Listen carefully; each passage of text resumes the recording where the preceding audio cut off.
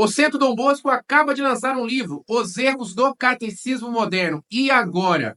Para você que não me conhece, eu sou o missionário católico e teólogo Flávio Andrade. Se você ainda não é inscrito, se inscreva no nosso canal, acione o sininho, deixe o seu like aqui também para que este vídeo seja entregue a outras pessoas.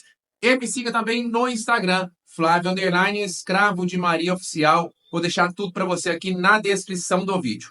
Mas você já deve ter visto, o Centro Dom Bosco acaba de lançar este livro, Os Erros do Catecismo Moderno. E isso é seríssimo, porque quando você fala não de um livro qualquer, mas do Catecismo da Igreja Católica, que é ali a base da nossa fé, promulgado, publicado, aprovado pela Igreja, você não está apenas contestando um livro, mas você está contestando a Igreja. Porque, diante dos supostos erros que estão ali naquele livro, que, como eu disse, é a base da nossa fé, se a igreja aprova, então toda a igreja está errada. O que é que aconteceu? A respeito do Centro Dom Bosco, eu não os conheço pessoalmente, mas na minha opinião, eu acredito que sejam pessoas de boa vontade, que de fato queiram agradar a Deus, que de fato queiram ir para o céu, até que se prove o contrário, é nisso que eu acredito. Mas, ao mesmo tempo, são pessoas que se confundiram. Todos nós estamos sujeitos às armadilhas de Satanás. Por isso que todo estudo teológico, toda a nossa busca pela verdade tem que ser fundamentada pela oração. Frei Clodovis Boff, que ainda está aí no meio de nós, nos ajudando nessa caminhada, um grande teólogo do século XX e XXI, diz o seguinte: a teologia precisa ser um estudo genuflexo, ou seja, eu estudo, eu leio, mas eu rezo. Porque se eu não tiver de Deus essa iluminação que só vem pelo Espírito Santo, o conhecimento apenas de nada serve. Muito pelo contrário, ele pode ser utilizado por Satanás para me afastar de Deus. Foi isso que aconteceu com Martinho Lutero, o pai do protestantismo que fez a reforma protestante lá em 1517. Não estou comparando o Centro Dom Bosco aos que fizeram a reforma protestante, mas o que eu estou dizendo é que Martinho Lutero também era católico. Também era um monge, também era alguém estudado, com palavras bonitas, cheias de requinte, cheias de eloquência, mas pela falta de humildade, pela soberba, quis reformar literalmente a Igreja Católica. E não é por esse caminho que nós devemos ir. Então vamos lá, nós precisamos sim ser fiéis à tradição. Não podemos romper com o passado, mas ao mesmo tempo não podemos ser tradicionalistas, que é o excesso. E é nesse ponto que eu acredito que o Centro Dom Bosco tem errado. Falta para eles a virtude da temperança, que é saber medir as coisas. Eles estão tão presos, tão fixados na tradição, que uma vírgula, que qualquer coisa que se mude para eles já está errado, já é heresia, já é progressismo, já é contrário à fé verdadeira ou à fé de sempre. Não é? Eles usam tanto este termo de sempre, que não é assim que funciona. A palavra de Deus em Lucas nos diz que Jesus crescia em estatura, sabedoria e graça diante de Deus e dos homens. Jesus crescia.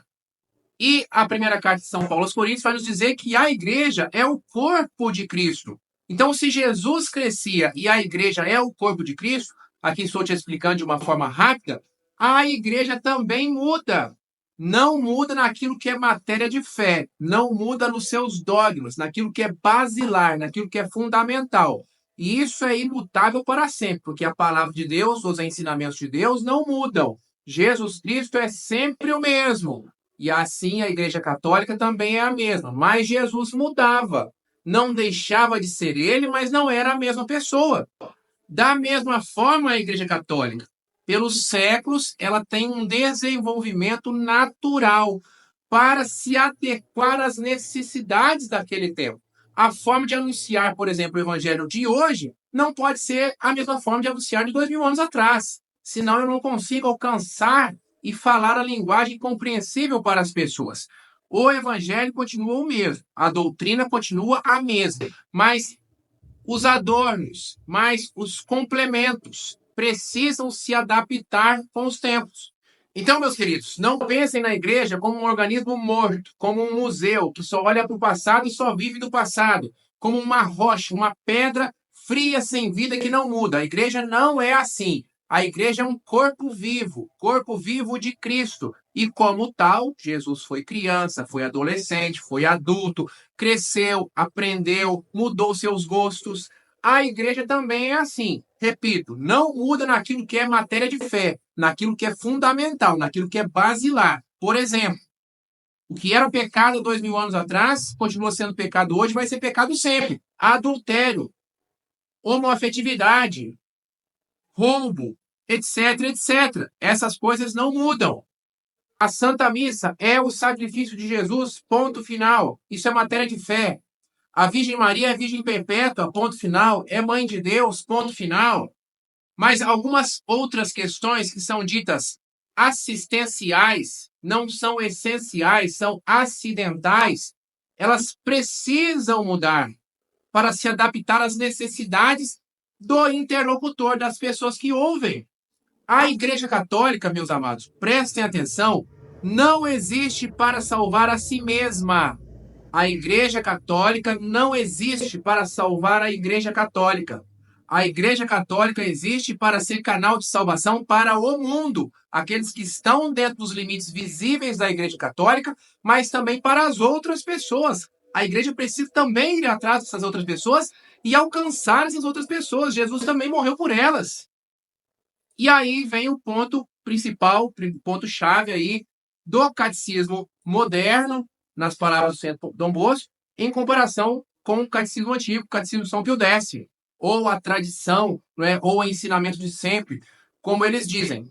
Uma palavra subsiste, ou um termo subsiste em, se você pegar aí nas publicações do Santo Dom Bosco, a primeira parte que eles estão caindo em cima é sobre isso. Porque até o Concílio Vaticano II, ou até o catecismo anterior, a definição eclesiológica por parte da Igreja Católica era: a Igreja de Cristo é a Igreja Católica.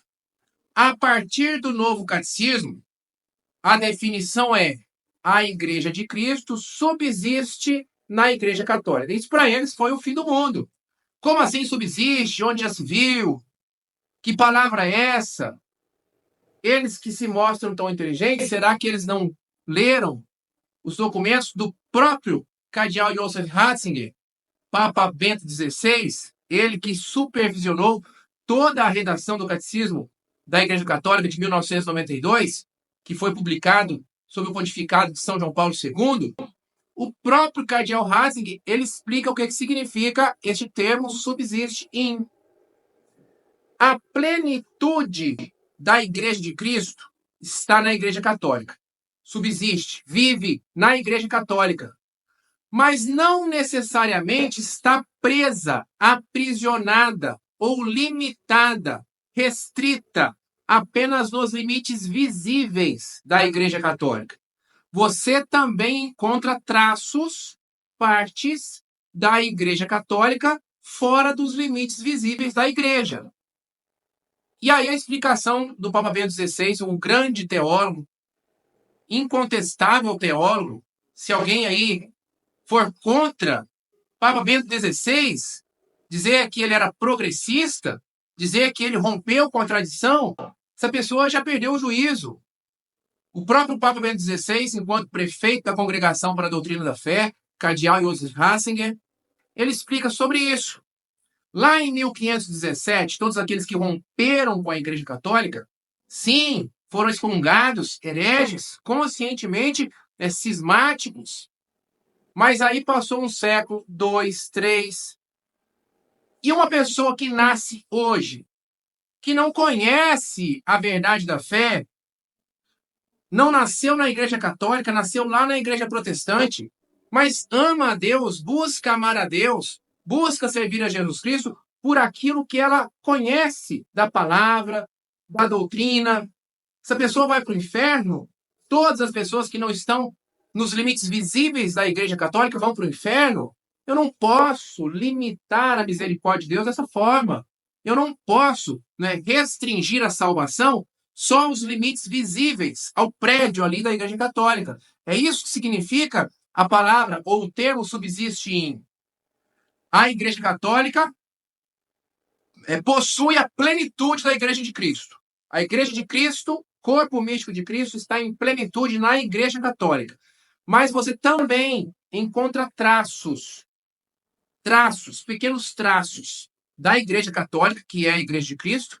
Você também encontra traços em igrejas que não pertencem ao limite visível da Igreja Católica. E pode ser que aqueles protestantes, irmãos nossos, que se apegarem a esses traços de igreja católica que existe na igreja deles, também sejam salvos. E aí, não é? Se você quiser um outro respaldo do que eu estou dizendo, essa explicação você encontra também no site do Padre Paulo Ricardo, gravado por ele. São palavras também do próprio Padre Paulo Ricardo. Então, para você entender aqui que eu não estou falando algo da minha cabeça. Outro ponto que o Centro Dom Bosco também está enfurecido. Não existe salvação fora da Igreja Católica. Sim, de fato, concordo. Isso é bíblico. Não existe salvação fora de Cristo. A Igreja é o corpo de Cristo. Não existe salvação fora da Igreja Católica. Ponto final. Mas, como eu disse, a Igreja Católica não se restringe aos limites visíveis da Igreja. Ao mesmo tempo, não é a missão da igreja se fechar. Vamos nos salvar. Se ela fizer isso, ela frustrou a missão, ela não cumpriu com aquilo que Cristo espera, que Jesus espera. A missão da igreja é salvar o mundo, salvar a todos, aqueles que pertencem aos limites visíveis, mas também aqueles que estão fora. Não há salvação fora da Igreja Católica. A Igreja Católica possui a plenitude da Igreja de Cristo. Mas, repito, existem traços de Igreja Católica também nas igrejas protestantes. Não em todas, obviamente, não em plenitude. Ah, Flávio, você quer dizer que tanto faz, então, tanto fez participar da Igreja Católica ou participar de outras igrejas? Claro que não, não é isso. Só a Igreja Católica é a igreja verdadeira em plenitude. Mas, vamos dizer aqui em porcentagem para você entender. A Igreja Católica possui 100% da Igreja de Cristo. Lá na Igreja, sei lá, Batista, tem 5% de Igreja de Cristo. Na outra igreja tem 7%. Na outra igreja tem 2%. E pode ser que aqueles protestantes que sem culpa, não são como Lutero, que tomaram a iniciativa de romper com a Igreja Católica, eles nasceram protestantes. E Deus, obviamente, no julgamento, ele leva em consideração isso. Ele atenua. São circunstâncias atenuantes na hora do julgamento. Pode ser que eles, se apegando a esses 5%, 10%, 7% de Igreja de Cristo que está lá na Igreja Protestante, também sejam salvos.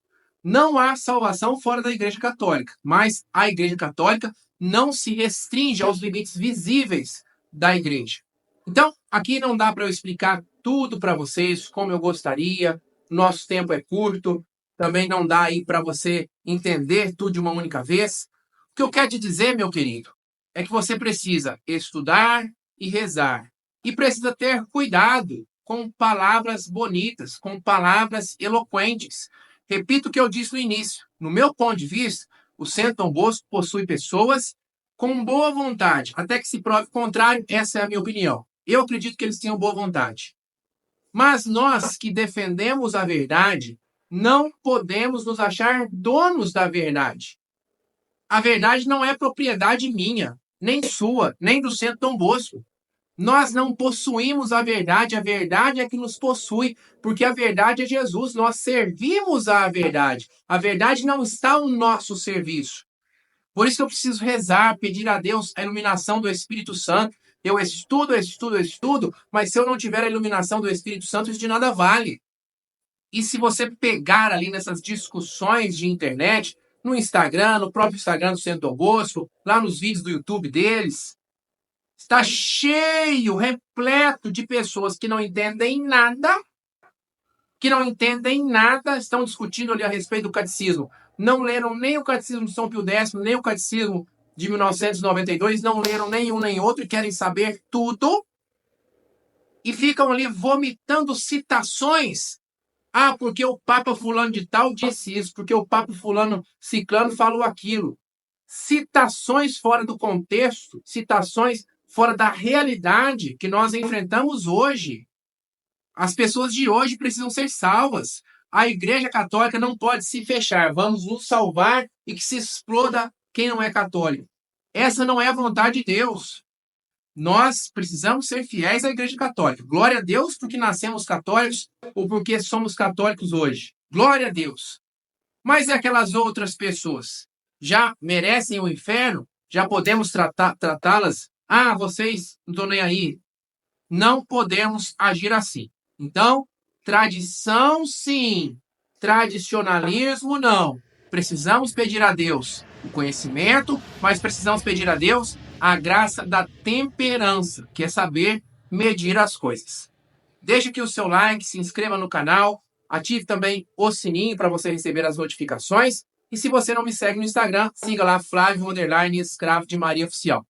Beijão, fique com Deus!